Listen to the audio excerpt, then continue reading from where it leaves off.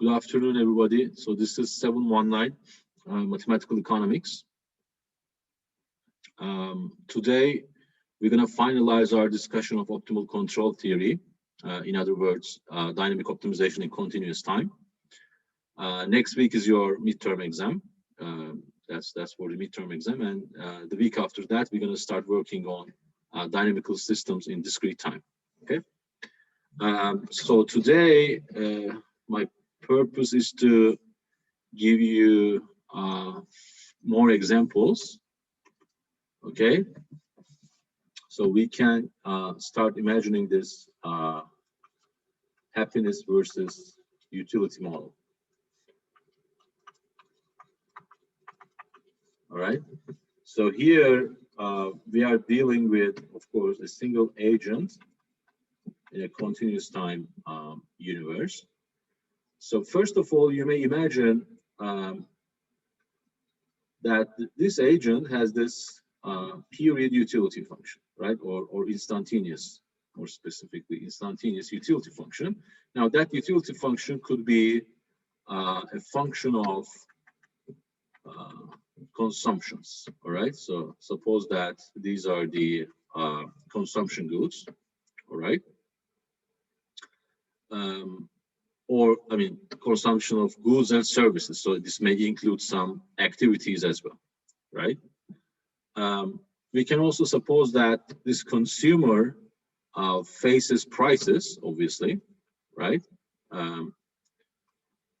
So these are the prices for these activities. And again, this consumer could also have some income, okay?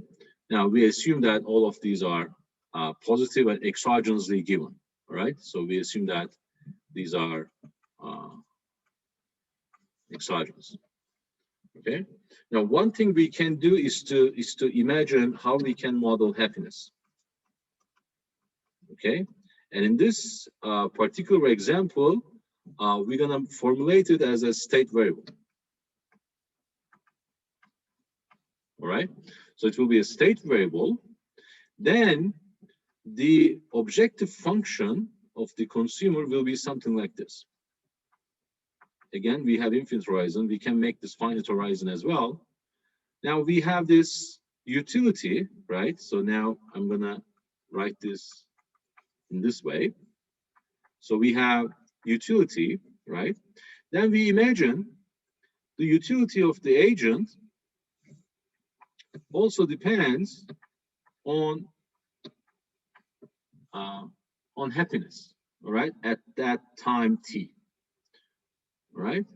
And then we, of course, have the discounting term where rho is positive, okay? Now, if we imagine this, most possibly, I mean, the most realistic case would be this, right? So if I get happier, then I may enjoy more utility at that instant from the consumption of goods and services, all right? Or it would not be related with higher happiness, all right? So if I have this happiness level, okay, but maybe it is not relevant for this consumer, okay, for the marginal utilities. So that would be the first step. Now, obviously, we should also imagine how AT changes in time. Sorry, HT changes in time. Okay, so that would be the fundamental question because it is now a state variable, right? And if we do that, maybe we can write something like this. Okay, so the level of happiness I have changes in time according to this function. All right, so x again is the vector of consumption of goods or services. So this entirely summarizes my activities, my economic activities, right? In the market, in the home, wherever you are, in office, okay? And then depending also on the existing level of the happiness stock, we have the transition equation. Now, typically, again, we might have, you know, most realistically, we have a positive level of happiness at the beginning of the time. All right. Now, we're going to state the problem from the very beginning then. So I have the utility function.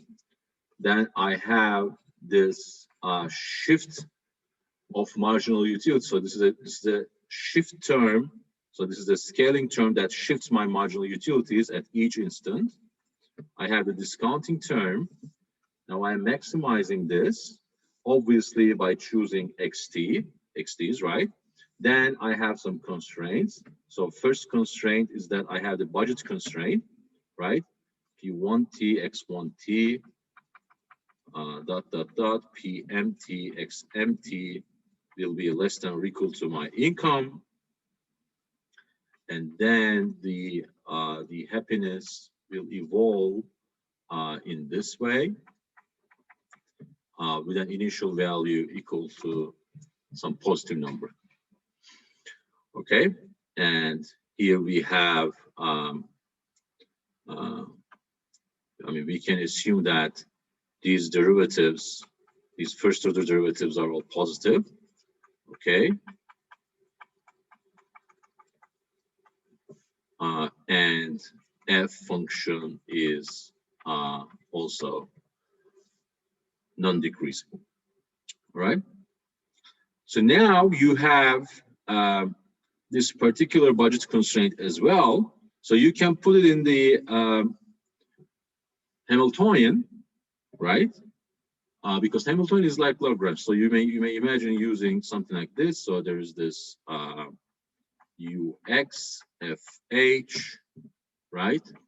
Plus you have the cause state and the constraint.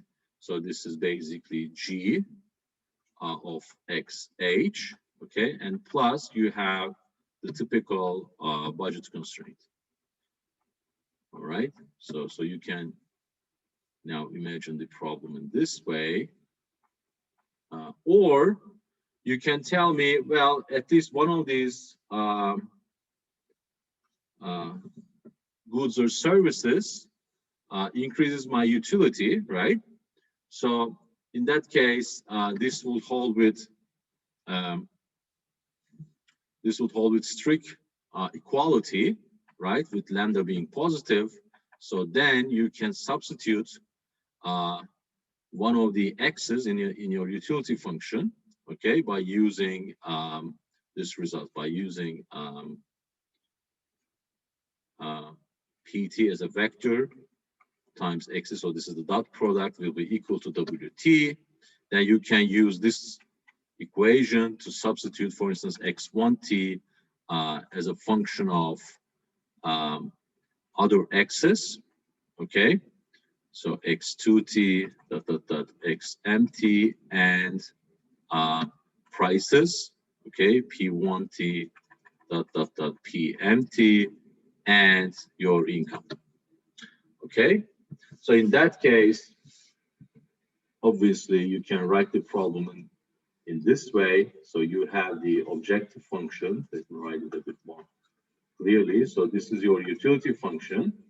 Now in your utility function, originally you have x1t, x2t, xmt, right? And then you have the happiness term here, and then you have that. Now, obviously, what you can do is this. So this is now, imagine a function here. So let's say this function is C. Okay, this C function now depends on these, the prices and income. Okay. So your Hamiltonian will be something like this. You have U, C, x tilde t, all right, pt wt. Now suppose that this is x tilde t excluding x1, right?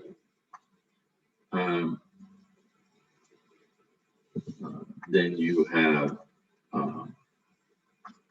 x tilde t again, all right, times fht plus qt g of x tilde t. Of course, you're going to change this one as well, and ht. So what you can do, so what you do here is to eliminate basically x1t from the problem using the budget constraint. Okay. So right here you have the problem. Okay, you have the control variables. Your control variables are, to be more specific, your control variables are x2t, x3t, xmt. Your state variable is ht. All right. And obviously, ht is your endogenous state variable. So in this problem, you also have exogenous state variables, right? p1t, p2t, pmt, and wt. Because these are also changing in time, although they are exogenous, they can still affect your decisions. Okay. Now, if you simplify this problem in this way, so suppose that your utility depends on only two goods, x and y, right? Suppose that you have ln x plus beta ln y, right? Then your f function could be a simple linear function of your health stock, of your stock of happiness, all right? And your g function would be what would be something like this. So if you are, so you may here imagine some mean reversion. Suppose that x increases your utility in this particular way, okay? Y does not affect your health, and then there is this mean reversion, okay? Mean reversion. So basically, this makes your problem of this differential equation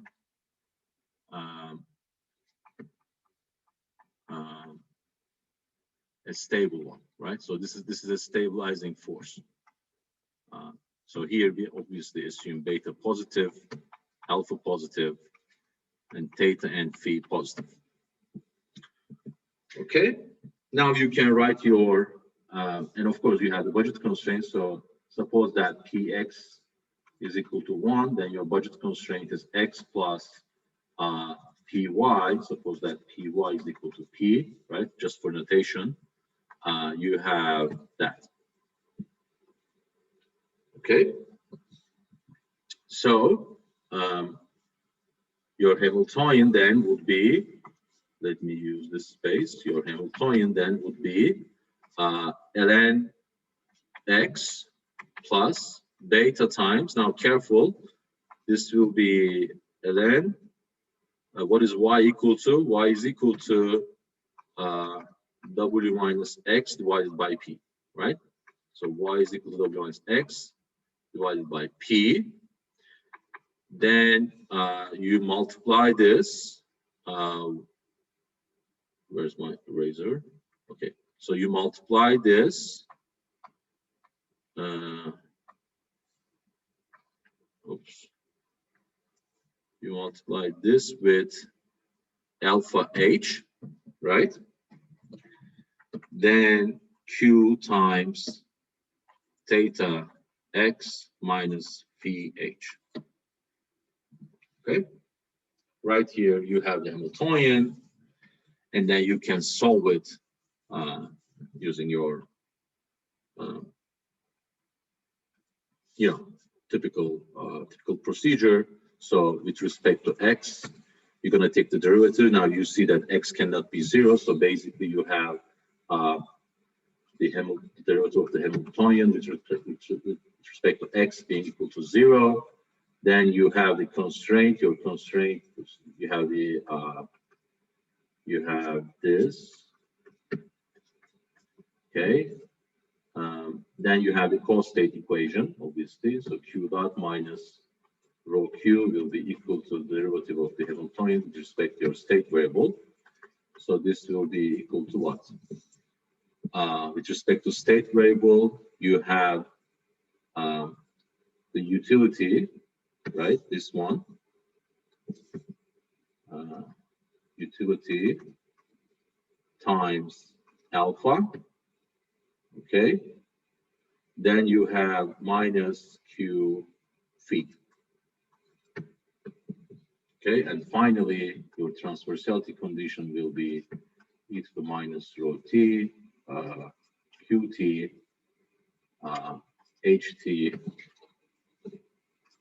equal to 0 when t goes to positive infinity. Okay. So you can now describe your dynamical system. The problem is, as you see, so this function is concave, right, in your x variable, and this function is also concave in x and h. So there seems to be an optimal path in this problem. All right. Then, of course, there is this more general version where, let me use a different color. So both x and y would increase your happiness, or there's yet another version where x increases your happiness, but y decreases it. Okay, then it becomes more interesting because now you want to consume y to increase your utility, but y in the future decreases your happiness. Okay, as you see here. Okay, then that would add another trade-off to the problem. Okay, so that's the example. Obviously, what I'm doing here is I'm just developing this idea just here. So I haven't checked how to describe the optimal path, but it's a good exercise for you. So if you sit down and use these first order conditions, to describe the optimal path, that would be a very nice exercise for you. Okay. Then, of course, there are other versions where you have a different f and different g, right? All are possible. Is that really important for empirical research? Yes, I guess it is important because you may imagine if you have enough data, right, for different people, you may imagine how to take this model to the data. It will be especially helpful if you have a panel data, if you have a longitudinal data set of different people at different times, right? Suppose that you have this sample of 10,000 people. So you survey them, you conduct a survey with these 10,000 people in, let's say, year 2014. Then after 2 years, you again conduct a survey with these people, with this same 10,000 people. Then 2 years later, at 2016, you also do the same. And suppose that you have this longitudinal data for spanning 10 years, and in a total of, let's say, 9,372 people. Then so imagine that this is like a household budget survey extended with more questions about life satisfaction and happiness. Then you can look at a model like this and look at the predictions of this model and test these predictions using that longitudinal data.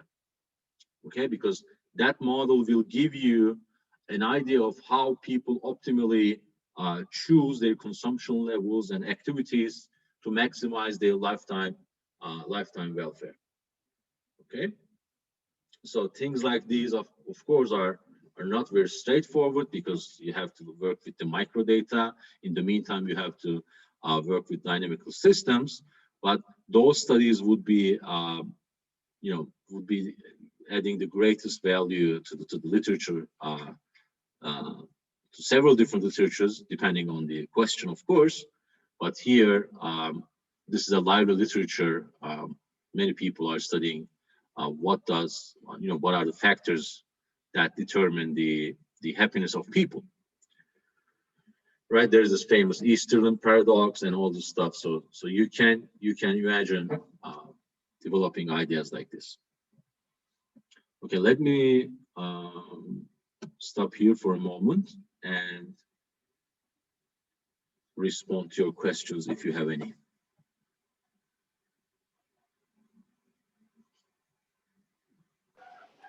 Teacher, can I ask a question? Of course, Yağmur, go ahead. So you don't, let me once again remind you that you don't have to ask for permission to ask a question. I'm dying to hear your questions and comments. Thank you. Teacher, you said that either X and Y increases our happiness level, or X increases our happiness level, but Y is decreases. It's about our function, or I didn't catch this part actually. Okay, so this is about how general you want a model. Okay, so some goods or services make you feel unhappy. I don't know which ones, but in the general case, you consume a lot of goods and you make you participate in a lot of economic activities or social activities, or you participate in several activities in your office, in your workplace, at home, several things, right? Then there would be some interesting trade-offs, because you want to consume that good that increases your utility regardless of your happiness level, but in the future it will make you unhappy. I don't know what is it, but there could be some activities like this. Okay, if that's the case, then there are interesting trade-offs, interesting dynamic trade-offs, because optimal control theory is exactly for such trade-offs. Okay, so we are studying such problems like these, especially because when we face dynamic trade-offs. Remember the optimal growth problem. The same is there, right? If I consume more today, I obtain more utility today, but I leave less capital to tomorrow. So there is a trade-off there. Something similar is happening here. If some goods are giving me instantaneous utility at the moment, but may somehow decrease my happiness in the future. Okay, there are related models that look at rational addiction. Okay, suppose that you are smoking, all right? Obviously, it must be giving you some utility, right? Today, when you smoke a cigarette, it must be giving you some sort of utility. But the problem is that in the future, that decreases your health stock. Okay, imagine your health status as a state variable.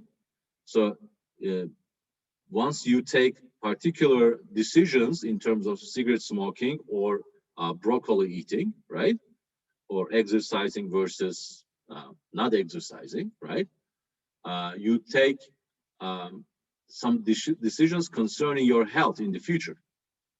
So smoking is like that, all right? So in a rational addiction model, for instance, you optimally choose when to stop smoking, all right? So when you are young and very healthy, you may smoke some cigarettes because the marginal benefit could be just equal to the marginal cost, so that there's positive amount of cigarette consumption. But in the future, your health stock will diminish by age, even if you do not smoke cigarettes. So if you smoke cigarettes, if you are a smoking person, then your health stock decreases faster. Okay? Then you face the trade-off. When to stop smoking, at what age, and at what health level you should stop. And for most people, you should stop immediately, obviously, right? I got it. Thank you. All right. Any other questions? Okay, then. So we have about 1 minute. So let me stop here and take a break. After the break, we're going to continue with more examples. The time is now almost 1:40. So let's meet at 1:55, if that's good for everybody. Okay. All right. Okay. I'm gonna see you at 1:55 and continue with more examples.